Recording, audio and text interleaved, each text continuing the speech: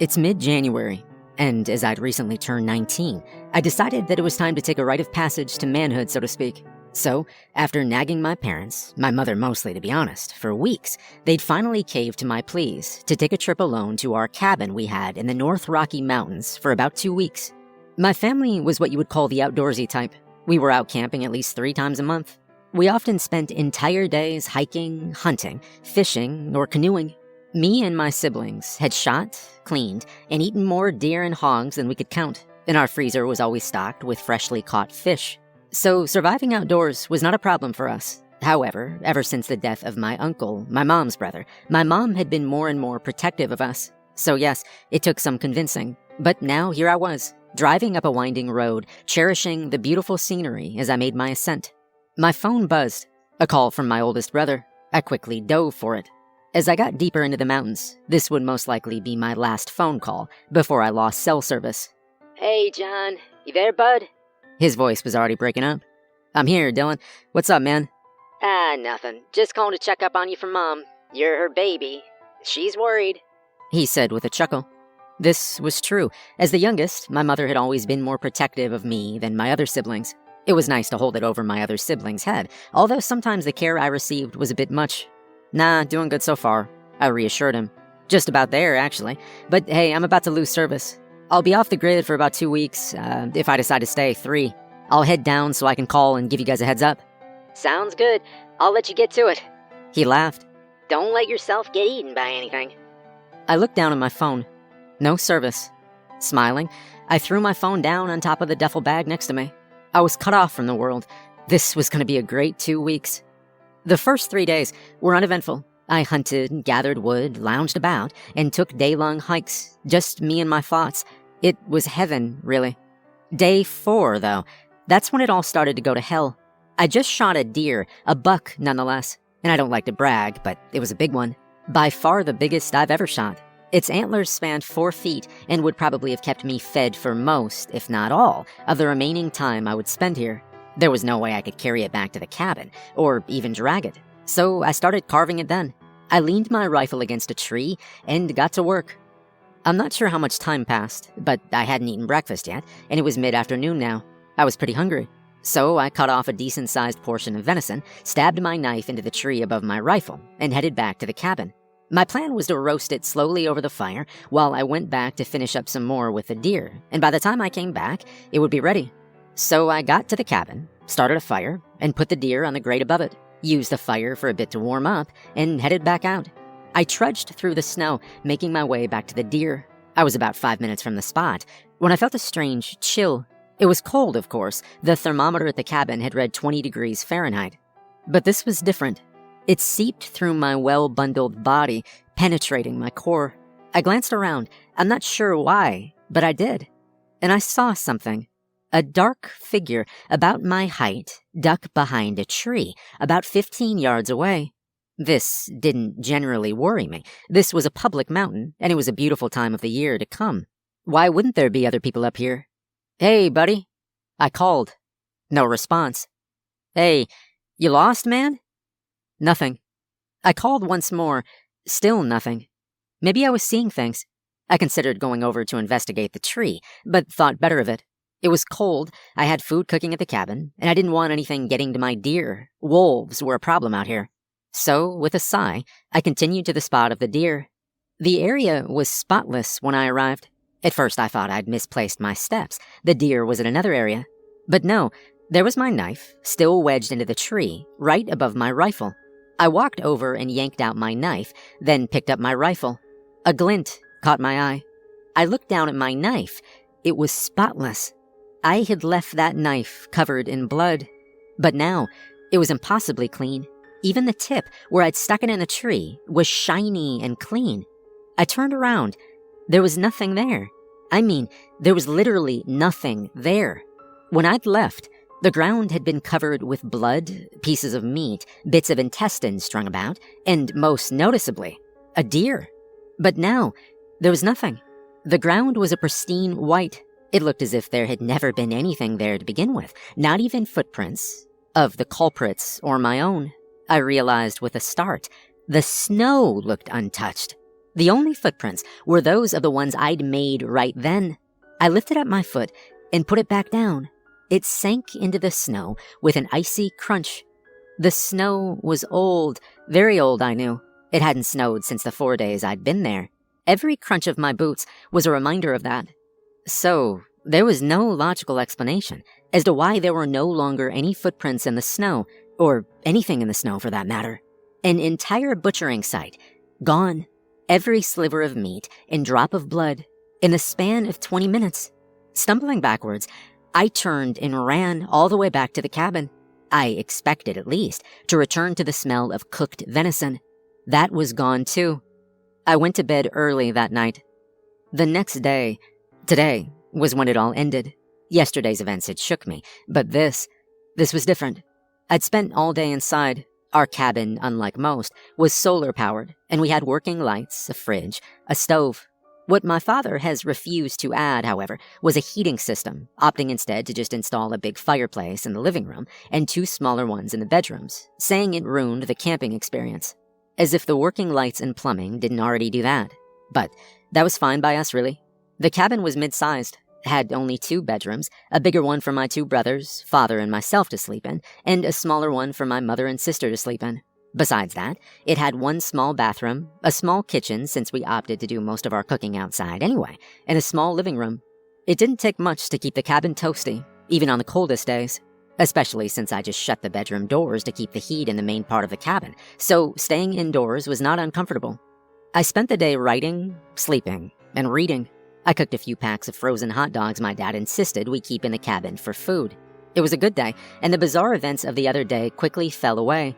I still could not explain the reasons as to why it had happened, but I didn't care. I wrote it off as a strange phenomenon of nature. Some hungry wolves had dragged it away, licked up all spare traces of blood and guts, even off my knife. And as for the footprints and the figure behind the tree, I didn't know or particularly care at that moment, as I'd noticed the fire had died down once again. I'd spent the day restocking it with a small pile of wood we kept in the house. And then, all at once, I felt the same strange chill from yesterday. This time, I wrote it off as the dying fire letting a chill into the air. I glanced outside. It was already 9 and almost pitch black. Luckily, I'd stockpiled the nice pile of wood. It was right on the side of the house. I pulled on my jacket, but the chill remained. I opened the door and flipped down the outside light as the small sliver of moon hanging above me did little to brighten up my surroundings. Where was a full moon when you needed it? I walked down the steps and towards the side of the cabin where the pile of wood was, my boots crunching noisily in the snow. I rounded the corner and ran into nothing. The wood was gone. Not a single sliver of wood remained. Even with little light, I could see that, as if there had never been any there in the first place. I turned towards the woods. I was scared and angry. We had no neighbors, not for at least 3 miles, and even he was a half-senile old man by the name of Herb. The kind of man who took crack shots into the woods for fun, or who brewed his own moonshine. I turned back towards the woods, watching it tensely. Herb was kind, though, and could chop his own wood. He wouldn't do this, and probably couldn't either at his age. So who did this? I looked down. No footprints again. I needed more wood. It was too cold to sleep that night without a fire. I started to turn to go back when a branch in the woods snapped, sounding like a gunshot. I spun again, looking and listening closely. I stood there for about 5 minutes. No more noise sounded from the dark forest. Walking backwards slowly, I continued on to the cabin. Back inside, I seethed as I bundled up. First thing tomorrow, I was calling the ranger. I grabbed my axe, flashlight, and my knife. I considered bringing my rifle, but I figured I'd be fine. If someone was in the woods, they probably wouldn't come armed to steal someone's wood. No, my axe and knife were enough. But as I stepped outside, that chill came again. But it was worse this time. It felt like icy sludge flowing through my body. I glanced at the thermometer. It had plummeted from 15 degrees to -5 degrees Fahrenheit in the time it took me to go inside and get ready. It took 12 minutes to reach my spot. It was a small clearing. About 17 stumps resided there, and it was a good spot to get wood. It was where we'd been coming to get it since the cabin had been built. There was a tree I'd already cut down earlier, but had not yet chopped into smaller pieces. I didn't need much for the night, but as I started chopping, the chill I felt continued to get worse and worse. I was shaking badly. I couldn't even grab the axe. It started slowly. I didn't realize it at first, but as it got closer, louder, I could hear it above the steady thwack of my axe hitting the tree. A growl, if you could even call it that.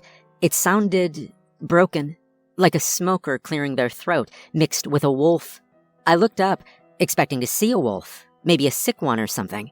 But it wasn't a wolf. Not fully, anyway. It stood on its hind legs. Its body was wolf-like enough, though slightly human. It was impossibly skinny. I could count each of its ribs, even through its heavy coat. Its color was off. To say it was dark black simply wouldn't do it justice of just how black it was. It seemed to absorb what little moonlight hit it, and even the light of my flashlight. And its eyes. It didn't have any. Just two gaping black holes the size of golf balls where I should have been. And those holes, if its fur was black, they almost seemed to glow. They reminded me of black holes, how they absorb everything, even light itself. They seemed to stare right through me. It stood about 10 feet away, arms down at its side, panting, impossibly calm for something that looked like it could rip me to shreds in seconds. I stood up straight. I was unsure of what to do. As I stared at it, the chill kept getting worse and worse. Slowly, as if woken from a deep sleep, it opened its mouth impossibly wide. It seemed to stretch all the way around its head. I saw a mouthful of crocodile-like teeth dripping with saliva, looking like they could crush bone.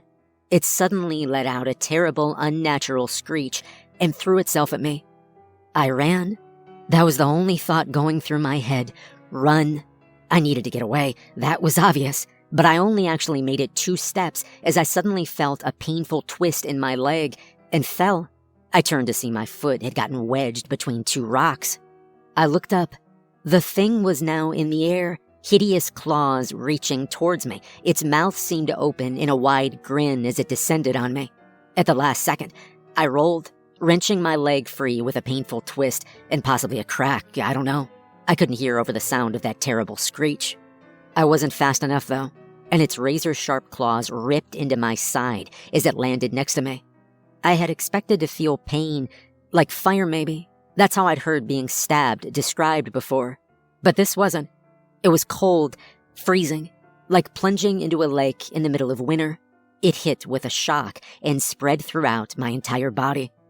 I gasped. The freezing claws made it impossible to do anything else, and somehow focused through the cold enough to grab my knife and plunge it into the back of the hideous thing that was trying to kill me. It bellowed in pain and anger as a dark, thick, blood-like substance leaked out, and it ripped its claws from my side. Warmth instantly returned to my body, though not much. I scrambled up and ran. Each step shot excruciating pain up my leg. My ankle was badly sprained, and my foot may have been broken. My side was oddly numb, but I knew I couldn't stop. I kept running. I glanced back, and only about 15 feet behind, led by my initial attacker, was a whole pack of them, all unnaturally black, no eyes, mouths open impossibly wide. Somehow I found it in me to run faster, my legs screaming as I wept while running for my life. It felt like an eternity before I saw lights up ahead through the trees. My cabin. I let out a sob of relief. I burst out of the forest into the clearing, at this point screaming like a madman. I shot up the steps, whipped open the door, and slammed it with a loud bang. I expected to hear them hit the door, try to get in, but outside remained eerily quiet. I sank to the floor, sobbing uncontrollably and holding my side. I was too worried about what I might find to check outside. I was scared out of my mind. I didn't know what those things were, and I didn't want to. After a while, I shakily stood up and peered out. There was nothing there that I could see. My car was there, and the woods a little beyond. But I knew they were still there, waiting for me. I was sure I could see them running around at the edge of the forest, and I wasn't about to leave the cabin. I would bundle up through the cold, fireless night, and in the morning I would break for my car and never come back here. That was my plan anyway. But apparently, it wasn't theirs. In the rooms then, I heard glass shatter. I'd closed the doors in an effort to keep the heat in the living room and kitchen, and then those doors burst open, one flying off its hinges and flying across the room. I wasted no time. I had to get out. I flew out the front door, slamming it behind me in a feeble attempt to slow them down. I ran at full sprint towards the car, the pain in my leg nothing but a distant ache in my mind. I could hear them moving in the woods, that horrible growl seeming to come from everywhere around me. And then I reached the car, grabbed the handle, and almost cried in relief. When it opened, I jumped in, slammed down the power locks, and slapped my thighs for my keys. My keys? I'd left my keys on the kitchen counter. My breath caught in my throat. Crowded around the windows, staring dead at me, were those things. And that's all they did. Stare. They reminded me of children looking through the window of a candy store, staring longingly at the goods in the window. At the same time, I somehow managed to feel a thrill of joy. I'd taken automotive class in school. One of the many things I learned then was how to hotwire a car. I slid my seat back and bent over to pry off the plastic covering. I threw it over my shoulder and was starting to mess with the wires when something hit my car with a loud bang that rocked it. I shot up and yelped. They'd abandoned the house and were now all around my car, some walking upright, some scampering around on all fours. There was even one on the roof. I jumped as one to my right suddenly lunged, cracking the driver's side window. I bent over again and found the 2 wires I needed, and I started trying to spark them. 2 more bangs sounded above my head. I was afraid to look up. The banging was now coming from everywhere, my car rocking as they continued slamming in from all sides. I could hear the crack in my window getting bigger. The car suddenly started with a roar, and I sat up just as my window gave. It shattered, showering me with glass. The thing once again lunged, but I was moving, tearing across the small clearing around the cabin. As I approached the woods, I struggled to bring the car around back towards the road. I flipped a tight U-turn and came to a stop. I saw the pack bounding towards me. And for the first time that night, I felt anger. I gunned it, heading towards the road. They continued towards me, growling and screeching. One rather ambitious one jumped in front of me, landing on my hood with a dull thud and rolling over my roof and falling off the back. The rest of them dove out of my way, snarling, and I left the cabin behind. That was 2 hours ago. I've stopped right at the bottom of the mountain to record this and to recover. The best I could, anyway. I don't know what to do. I could call the police, but I doubt they'd believe me. My ankle, though, I think it's bleeding. After the adrenaline left my body, the pain came back full force. I'm gonna go to the hospital, then I'm calling my family, and then, I don't know. I honestly don't know what to do, but I have to keep driving. I can still feel that awful chill, and something tells me they're still close by.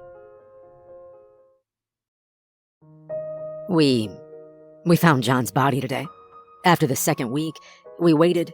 He said 3 weeks at the most, but he said he'd call if he decided to stay 3. When he didn't, we didn't think much of it. We reasoned he was too busy to call. After the 4th week went by, we were worried. By the end of the 5th week, I decided to go look for him. Everyone wanted to come, but I couldn't let him.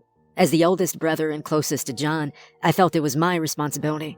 John was probably jerking around, but in case something has happened, I didn't want the others to be there to find out. So I left. I drove down to Wyoming and contacted the ranger around the area. He contacted some paramedics in case John was injured, and we drove up. Nothing seemed out of place when we arrived. His car was still there, unlocked as he always left it. The cabin seemed untouched, save for a few hot dog wrappers. All the windows were locked, the bedroom doors closed. The fire pit outside looked untouched. I walked around the cabin while the ranger went a ways into the woods to look for clues to John's whereabouts. The outside seemed normal, except for the pile of firewood we always kept out there. It was neat, save for a small messy pile of fresh wood on top that I assumed John had cut. When neither me or the ranger found anything, we ventured deeper. After a while, we stumbled upon a deer carcass. At first glance, it was obvious animals had been at it, but upon closer inspection, it was clear this was a hunt. A small hole, most likely from John's rifle, was in its neck, and it had clearly been gutted by a knife. But no sign of John. Until 3 hours later, we found him. He was laying face down in the snow around the small clearing. His left foot was bent at a painful-looking angle, wedged between two rocks, and his knife was in his ribs. He must have tripped and fallen on the knife. His left hand was clutching his axe, and his other hand was in his jacket pocket. I was strangely numb. I couldn't comprehend what I saw. I couldn't even cry. I pulled out his right hand to find it wrapped around his phone. I opened it, amazed it still worked. It was open on an audio recording. As we crouched around my brother, listening to it, I couldn't help but feel scared at the crazy story he wove. After it ended, we sat around in silence until one of the paramedics spoke. "The cold," he said. I turned to him. "What did you say?" There was something unsettling about his tone. "The cold," he said again. "The cold will make you see some crazy things. I've heard stories like this before, oddly enough. Sometimes the things I've heard described are strangely similar to what this boy described. But it's all in your head. On some level, your body knows it's over, that there's no way out, and sometimes it starts making you see and feel things to cope, to make it easier to comprehend, I guess." He said he felt a strange chill. That was the hypothermia setting in. Those claw marks he felt, well, that was the knife stabbing him when he fell. "What about everything else?" I asked angrily. "What about the chill he felt before, or the wood, or the deer, or the—" "Look, kid," he said. "You saw it yourself. There's nothing up here. Maybe your brother was on something. My brother doesn't do drugs. He's smarter than that." The paramedic just shrugged. I turned back to my brother's frozen, lifeless body. I felt overwhelmingly sad. Here was my brother, my best friend, laying dead. He deserved better than this. He would have had a good life. He had a loving girlfriend, a nice job. He was liked by everyone. He deserved better. The tears started flowing then. After we'd gotten his body back down the mountain and in a morgue, I checked into a hotel and called my family to break the news. We cried, my mom especially. He really had been her favorite. They were on their way now, coming to bring John back home. But I had something to do. I logged onto my laptop in my room. I had to see what I could find. My brother was neither crazy or a druggie. Something about all this didn't add up. His voice had sounded fine on the recording, but how could he have spoken clearly with a knife buried in his ribs? Why did it seem he put no effort in making it back to the cabin, instead opting to record a strange story on his phone? What about the deer, the firewood, his car, or the cabin? My brother was more than qualified to survive in the woods, in some ways, even more than my father was. So how did this happen? I've been trying to find out what I can. It's slow going. There's a lot of stuff online, some most likely crazy stories, some I'm not so sure about. In a few hours, my family will be here. Maybe we can figure this out together. But as I rubbed the grainy feeling from my eyes, I stopped to look out the window. The only room available was a fourth-story room with a clear view of the mountain, cruelly enough. And as I stare out at the dark shape looming over me that took my little brother's life, I feel a strange, cold chill go through my body.